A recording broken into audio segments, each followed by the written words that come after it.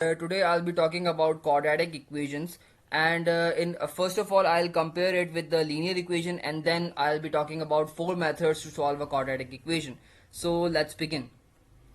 So first of all, we have two type of equations. One is linear equation and another is non-linear equation.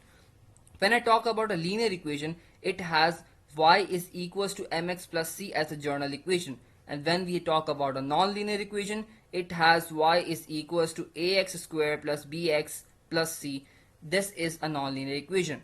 When I compare these two equations, it has a x has a square here and there is no square in these terms. This makes it a non-linear equation. So whenever we have any equation which has a square in, which has a variable square with it, that means it is a non-linear equation. So today we will talk about the methods to solve a non-linear equation, and we will be using the four methods to solve non-linear equation, which is splitting the middle term first, then completing the square method, then quadratic formula, and then graphical method. So let's begin with the splitting the middle term method. When I talk about the splitting the middle term method, it is necessary for the middle term to be broken into two different numbers which can be satisfying the values, and then we will be able to solve. This is not applicable on all of the equations, but this is the first method we will be looking forward, and the other methods will be can be applied to any equation. So let's begin with this equation. So first of all, we'll compare it with the general equation, that is ax square plus bx plus c is equals to 0, and here y is taken as 0 as in the previous I have shown you earlier. So y is taken 0 here, and then ax square plus bx plus c, the other term, is written over here. And if we compare this equation with the upper one, the a, which is with x square, here with x square there is 3, so that means that a is 3. And then when we talk about a variable x, it has b with it, and here it has 13, that means b is equal to 13, and the constant value, that is c, and here it is 4, so we can say that c is 4. So we can compare it with the general equation, that it is a non-linear equation. So talking about the splitting the middle term method, in this method we need to split this middle term which has the variable x. You need to remember this, that we need to first arrange this in this sequence, that x square is first, and then the x term, and then the constant term is which will be equals to 0. This is necessary to be made. After that, we will be splitting the middle term, that is with x, that is 13. So we'll be splitting 13 into two distinct numbers, that is n1 and n2. And how we'll be splitting them? There is a method to do that. First of all, when we talk about this n1 and n2, when we will add or subtract these numbers, we need to obtain this 13. So this is the first rule. When I talk about multiplying these n1 and n2, we need to obtain a number which is a multiple of a and c of the equation. Here the a is 3 and here c is 4. So we will multiply 3 and 4, the answer would be 12. So when will obtain two numbers n1 and n2, we need to multiply them and we need to obtain 12. So we need to think about two numbers which would be n1 and n2. When we will add them, we will need to obtain 13, and when we will multiply them, we need to obtain 12. So let me think about any number that may be 12 and 1, and we can have two numbers, that is n1 is 12 and n2 is 1. So when we will multiply these two numbers, we will have 12, and when we will add these two numbers, we will have 13. That means this is a perfect these two numbers are perfect, making these rules applicable. And if this is not applicable, so this equation cannot be solved by splitting the middle term method. So moving forward, we will split this 13 into 12x and 1x, as I have made these two numbers n1 and n2, and then we will take common from these two and then from these two, and we will make this common term, and this x plus 4 would be equals to 0 and 3x plus 1 would be equals to 0 as well. And then we will be transposing the numbers, and we will be getting the answer that x is equals to minus 4 and x is equals to minus 1 over 3. After that, looking in the second method, that is completing a square method, this is applicable for any non-linear equation. We can solve any non-linear equation with it. So how we will use the method, we will first write it down and compare it with the with our general equation, that is ax square plus bx plus c, and this is equals this seems to be same as the nonlinear equation general equations. So this a is 2 and this b is minus 5 and c is 1, as we have compared earlier. After that, what we will do, we will divide the whole equation by 2. Why we have divided by 2? Because we need to make the x squared term alone. As we have a number 2 with it, we have divided a whole equation by 2. If we have any other number here with x squared, we need to divide whole equation with this number which is with x squared. So we can say that we need to divide the whole equation with 8 terms. So this is with x squared, so this is divided by 2, this term is also divided by 2, and this term is also divided by 2. After that, we have obtained this x square minus 5 upon 2x, and then this 1 over 2. So you can see this, that now this x square is alone. So we have divided this by the number with x square, so that we can obtain a x square with 1, that is no constant attached with it. So after that, what we will do, we will see that this is the middle term. This is the term we need to make the square of. Why as you have remembered that a plus b whole square is equals to a square plus 2ab plus b square. This was a very famous identity. You must remember this, that a plus b whole square would be equals to a square plus 2ab plus b square.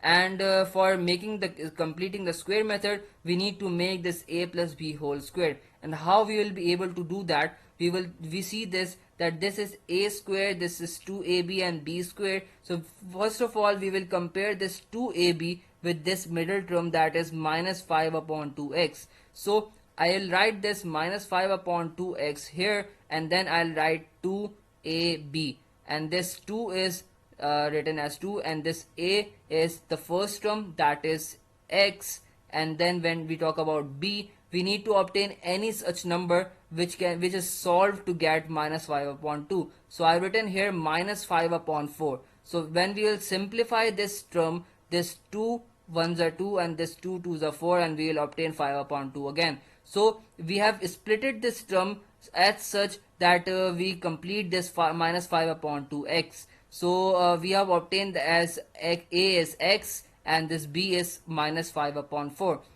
So now we know that this a square is this x square, this 2ab is minus 5 upon 5 upon 2x, and this b is minus 5 upon 4 square.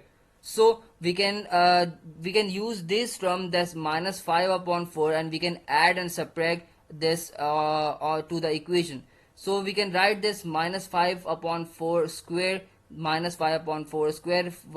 One time it is plus and the other time it is minus. So we can as we have added something to the equation by ourselves, so we have subtracted it as well, so that the equation doesn't change.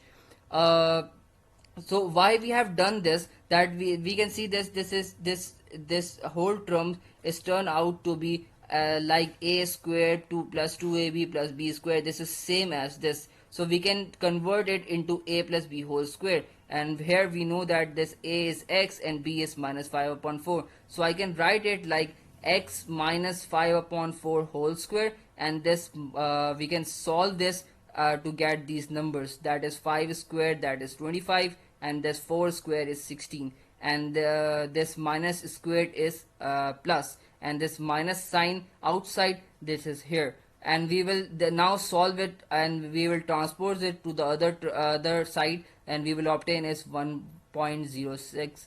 After that, we will square root both sides, and we will obtain two numbers as 1.03 plus and then minus 1.03. So we have obtained two different terms, and then we will transpose this minus 5 upon 4 over there, and here as well, and we will obtain two different answers, that is 2.28 and 0.22. So we had a squared term and we have obtained two different answers.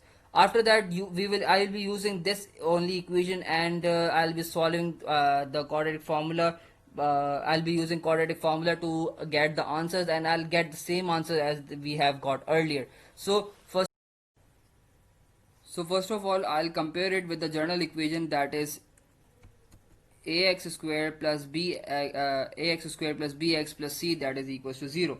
So here the a is 2 and b is minus 5 and c is 1. So I'll note it down that a is 2, b is minus 5 and c is 1.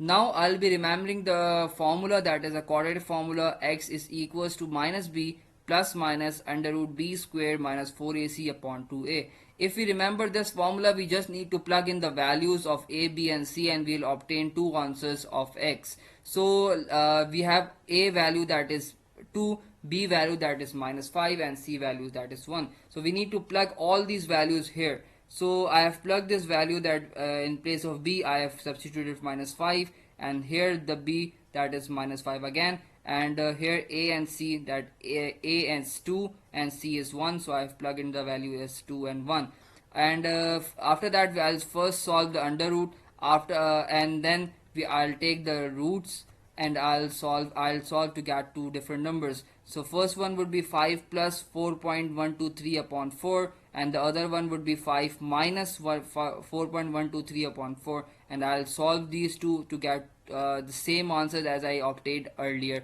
in the previous method. After that, I'll be solving this particular equation from another method, that is graphical method. And in order to do that, I need to first obtain this table, and then I'll plot this on the graph paper, and I'll obtain the values. So as I've given this equation, that is y is equals to 2x square minus 5x plus 1, I need to substitute the value of x as first minus 1, and then 0, then 1, then 2, then 3, and then 4, and I'll obtain 6 different answers, which I'll fill in here, and then I'll plot that on the graph paper. So I can say that I have solved this here, that is y is equals to 2x square minus 5x plus 1, and I'll obtain the value as 8, and then when I have substituted 0, I have obtained the value as 1, and then when I've substituted 1, I got the value as minus 2, and so on. So I fill the table here, and I need to plot x is minus 1 and comma 8, and this 0 comma 1, this 1 comma minus 2, this 2 comma minus 1, and 3 comma 4, 4 comma 13. I'll plot all these 6 values, and I'll join them with a smooth curve so that I can obtain the answers. So I have drawn this here. Here you can see that this is curving line, this is not a straight line, and it is cutting the x-axis on two distinct points. One is here and one is here. When I talk about the equation, here we as I've said earlier, that y is equals to 0. So when I talk about we are solving this equation or obtaining two different answers, we need to see this where this line is cutting the x-axis. This line is cutting one over here and the other over here. If you draw it very accurately and precisely, you will be looking forward for distinct point as 0 0.1, 0 0.2, 0 0.3. So you'll obtain the value as 0.21 and 2.28 again. So these were the 4 methods to solve the quadratic equation. So guys, that's it for today. Thank you everyone.